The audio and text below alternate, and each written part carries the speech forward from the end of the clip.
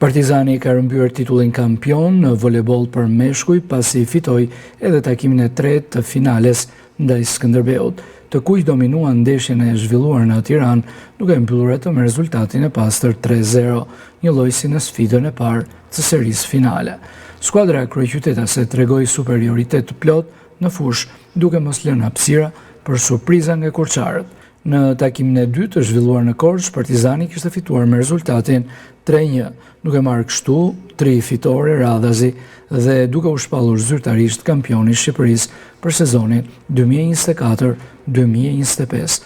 Pavarësisht humbjes në finale për Skënderbeun, vendi i dytë përfaqëson një arritje të madhe pas shumë vitesh mungesash në nivelet më të larta të volebollit shqiptar. Skuadra korçare ka treguar rritje dhe premton shumë për të ardhmen.